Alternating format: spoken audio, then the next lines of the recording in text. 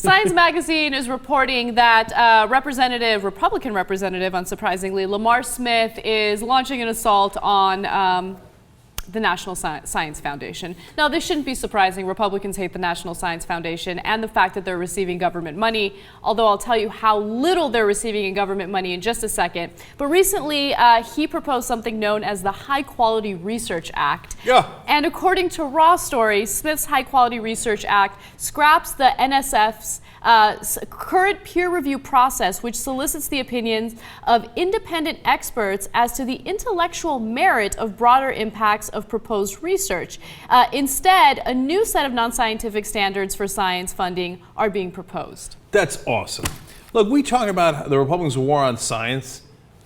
Here it is, in black and white. There's no question about it. Like National Science Foundation, goddamn science. The guy is on the committee on science and technology. Okay, that's his committee, and he hates science. Now, what Anna just read to you is much worse, though. Not only do I not want to fund real science, I'd like to fund things that aren't real science and confuse you. And gee, I wonder why they might want to do that. Could it be to help their donors from the energy industry who don't believe in the science of climate change?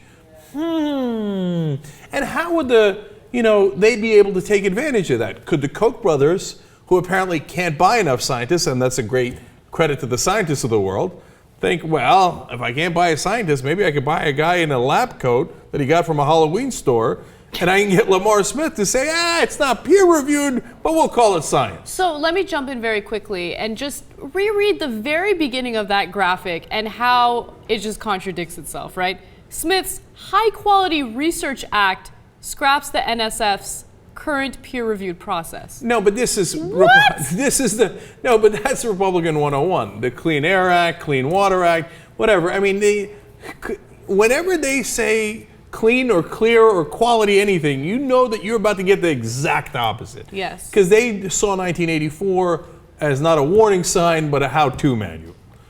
It's ridiculous. So just to give you quick bullet points about what his proposal would do, it scraps the NSF's current peer review process, which solicits the opinions. You guys already know all that. And it also replaces it with a new set of non-scientific standards for science funding.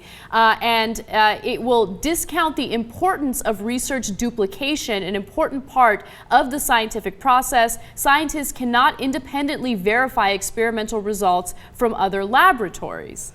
So understand why that's so important. Because the Koch brothers, as an example, will buy off someone, right? And they'll say, okay, we're going to pay you $285,000 for a study. And the scientist is like, Jesus, man, that's like 20 times what I was getting before. And these are all exaggerations, but you get it, right? Yeah. But the problem is they can't get anybody else to verify that guy's results. So this then says, verify, schmerify. Hey, here we go. I got a guy, and he says climate change, A, doesn't exist, and B, if it did exist, it would rock, right? That's what this whole thing's about. And they hate the fact that government funding is going towards something that goes against their agenda. Their pro-oil agenda, their pro-coal agenda. And, you know, they always make these ridiculous arguments about how we're spending way too much money on basic science. You know, remember we did that story about how Fox News always shows like the shrimp running on a wheel or something like that. Well, we spend so little when it comes to science when you look at the grand scheme of things. In fact, the grand total that we're going to spend in 2014 is $7.6 billion. Sounds like a lot, but when you look at the federal budget, it's only 0.2% of the $3.77 trillion federal budget. So, look, I told you this before. The Republicans have a war on science. They have a war on reporters. They have a war on universities and professors, etc. Why do they always go after these people?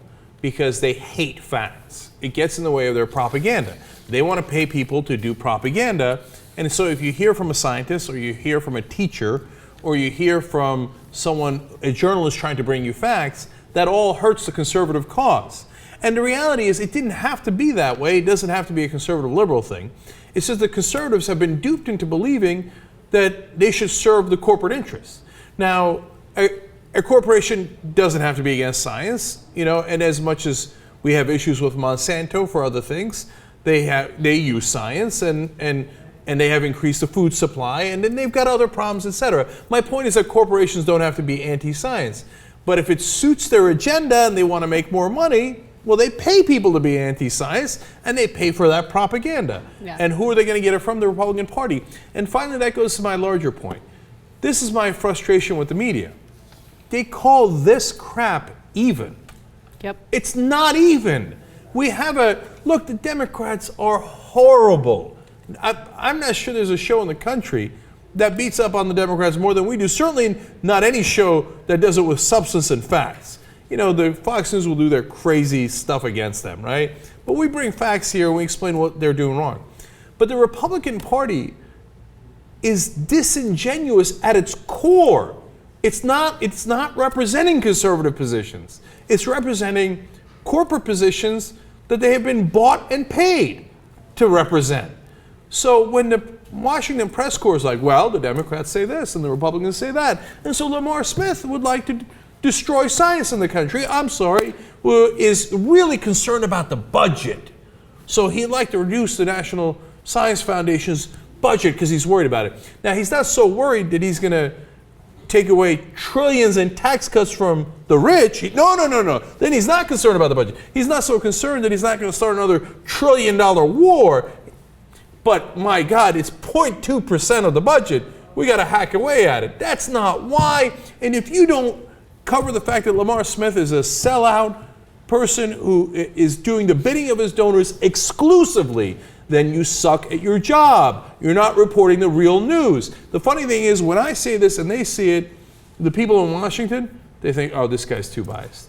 He's biased because he's got all the facts and he's pointing it out. That's so rude. That's so rude. You're supposed to call the Republicans honest, honorable gentlemen who have a 50% chance of being right on their pure ideological position.